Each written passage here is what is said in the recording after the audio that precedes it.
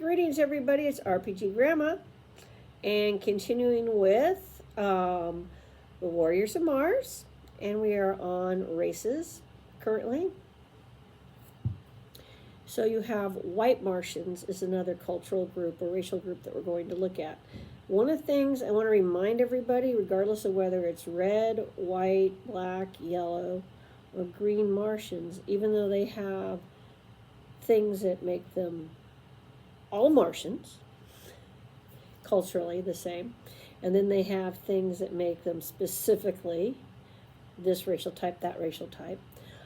On top of that, they have their city-state culture, which those cultures can be very, very different. So you'll see, if you read the books, you'll see that they have certain similarities based on their culture groups or racial groups, and then you'll see that there's variation. And it's that variation that keeps them from all being boring and helps provide conflict and challenge and change even on the planet. So, even though they're all pretty much isolationists. So, White Martians. This category includes the almost extinct Orovorians. That would have been the original White Martian culture before everything just went nuts and everybody became an isolationist. They appear to have had occupied a good part of the planet at one point. The Orovorians, who have blonde to auburn hair, and the bald Therns, who wear yellow wigs. Although the latter are somewhat ignoble, both types are among the staunchest of fighters.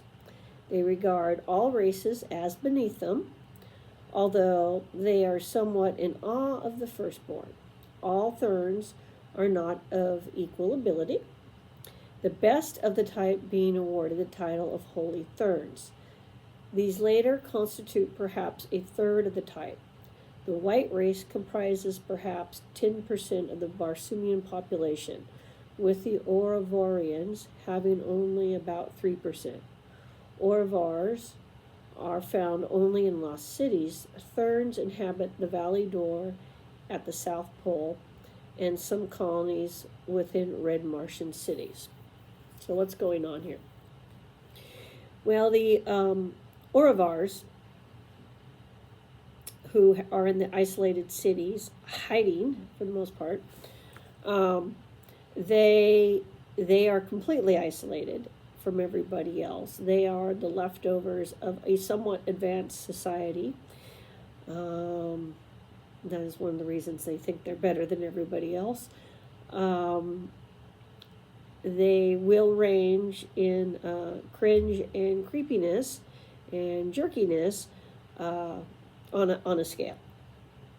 Some will be horrible as a culture, your city-state in general, and some will be okay, and then of course there's a range within the individuals. Now the Orovars are probably the nicer of the two groups, all right, just in general. Also, because they're kind of in their heads, this tends to come out in the writing. So, like I said, read the books, get an idea about what this race is, in general.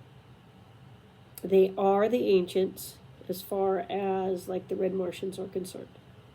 And some of the red Martians do, in fact, track their heritage back to the Orovars. It's also something to keep in mind. Now, the Holy Therns, they are the creeps. They basically live in caves. They are the worst of the worst for the most part. All I can say is you have to read the book that they first appear in, and it will all be clear. they're not nice people. They're just not. They're the Martian equivalent of the Drow. Okay, I think that's how I would put them. They're somewhere in there, man. They're just not. They're not nice. They're just not.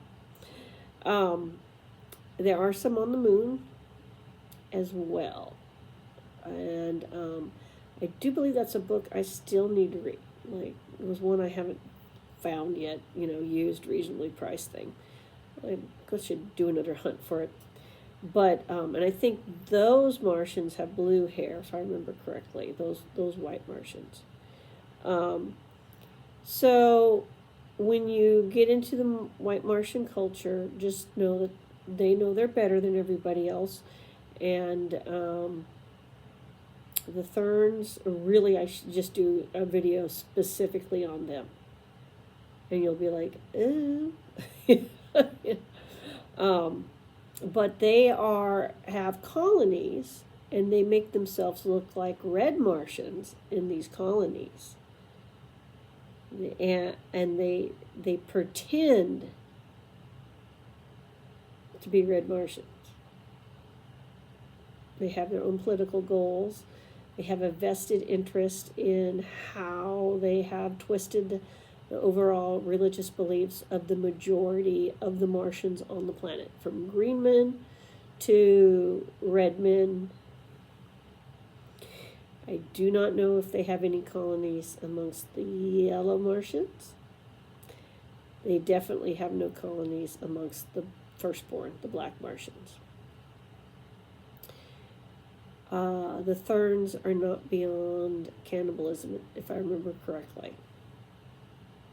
and a bunch of other horrible practices. Like I said, they need their own video. Like the city states in the books probably need their own video when you get into this kind of lore stuff. Also, besides the books, there are, of course, comic strips for Barsoom. And there are other books by other authors, which, much to my surprise, I discovered one of those books is in one of the comic strips as a part of the storyline. I'm like, wait, I know this guy. He's from this book written in 18 something or other. So before Edgar Rice Burroughs started writing about Barsoom. And in fact, I had notes and stuff from that book. One of the things I remember is that from that particular pre-Edgar Rice Burroughs book is all Martians were left-handed. I don't think that's true in the Edgar Rice Burroughs presentation of the Martians, but it is something interesting nonetheless. And that's a whole nother discussion, the big sandbox of Mars. But there you go, the White Martians. They're better than everybody else as far as they're concerned. They're really not. Some of them are psychic on a level that is quite amazing and is something to keep in mind. They do have their own the isolated Orvars seem to worship a god that has something to do with banths, versus the Therns, who worship Isis, and the Martian Isis, and that's another thing, and the Tree of Life, and all this other stuff. So it's important to realize that the cultures are different and will have different motivations. But banths are definitely sacred. So yeah, killing a banth could get you in trouble on Barsoom, even if the banths want to eat you. Anyway, everybody have a great day. Talk to you later. Bye.